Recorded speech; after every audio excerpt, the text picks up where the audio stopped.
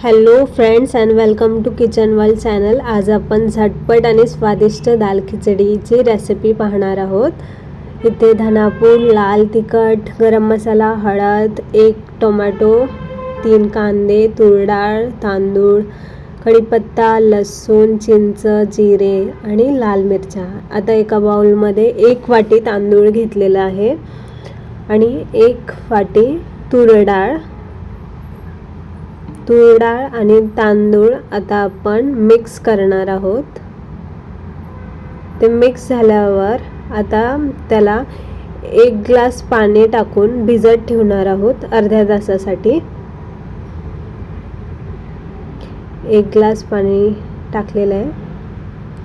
आता ते अर्धा तास साईडला भिजत ठेवणार आहोत. तोपर्यंत चिंचेचं पाणी तयार करणार आहोत पाणी टाकून. अर्धा तास झालेला आहे. ते भिजलेलं आहे तांदूळ आणि तूर डाळ.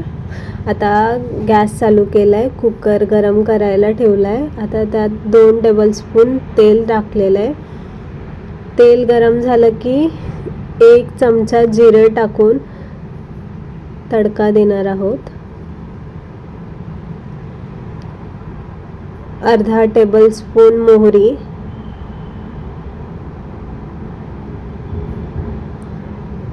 मिरं टाकलेलं आहे 4-5 आणि लसूण चेचून टाकलेलं आहे. आता हिरव्या मिरच्या पोटं फोडलेली आणि लाल मिरच्या, कढीपत्ता टाकून सगळं तेलामध्ये फ्राय करून घेणार आहोत. आता त्याच्यात 3 मोठे कांदे बारीक चिरलेले टाकलेले आहेत. कांदे लवकर फ्राय व्हावे म्हणून त्यात मीठ मी स्टार्टिंगलाच टाकलेलं आहे आणि आता त्याला सोनेरी रंग येईपर्यंत भाजून घेतलेलं आहे.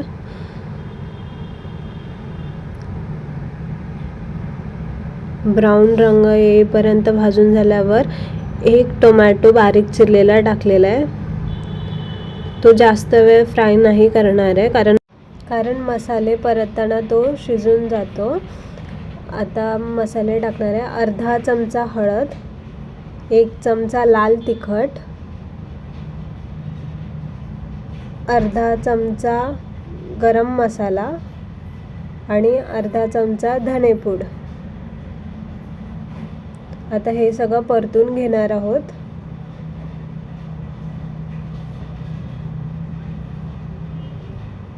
हे छान असं परतून झाल्यावर भिजत ठेवलेलं तांदूळ आणि डाळ आता आपण ह्यामध्ये टाकून परतून घेणार आहोत. पाणी एक्स्ट्रा क्वांटिटीमध्ये टाकत जावं जेणेकरून मसाला त्याच्यामध्ये व्यवस्थित फ्राय होईल टोमॅटोचा. आता हे परतून घेतलेलं आहे. आता त्यात चिंचेचं पाणी टाकलेलं आहे. चिंचेच्या पाण्याने रसम राईससारखा फ्लेवर येतो. ह्यात 2 बाउल मी पाणी टाकलेलं आहे. ह्यात पाणी जरा जास्त क्वांटिटीमध्ये तुम्ही बघू शकता. दाल खिचडीसाठी नेहमी जास्त पाणी लागतं, जास्त पण टाकू नका. आता कोथिंबीर टाकून गार्निश केलेलं आहे मस्त. उकळी आल्यानंतर कुकर लावणार आहोत आणि साधारणतः 3 शिट्ट्या होऊ देणार आहोत. 3 शिट्ट्या झाल्यावर तोपर्यंत आपण तडक्याची तयारी करणार आहोत. तडक्यासाठी मी 1 चमचा तेल घेतले. त्यात हळद, लाल तिखट आणि लाल मिरची, लसूण, कढीपत्ता थोडं टाकलेलं आहे. तडका आता रेडी आहे. कुकर थंड झाल्यावर आपण आता त्यामध्ये वरतून मस्तपैकी टाकणार आहोत. बघा किती छान झालेलं आहे दाल खिचडी. आता तडका वरतून टाकलेला आहे. आता तुम्ही ही दाल खिचडी मस्तपैकी पापड आणि लोणच्यासोबत एन्जॉय करू शकता. ज्यांना तूप आवडतं ते तुपाची धार टाकूनही खाऊ शकतात. ही रसम राईस स्टाईलची दाल खिचडी आहे. तुम्ही पण नक्की ट्राय करा आणि तुम्हाला ही रेसिपी आवडली असेल तर चॅनलला लाईक, सबस्क्राईब करायचं विसरू नका.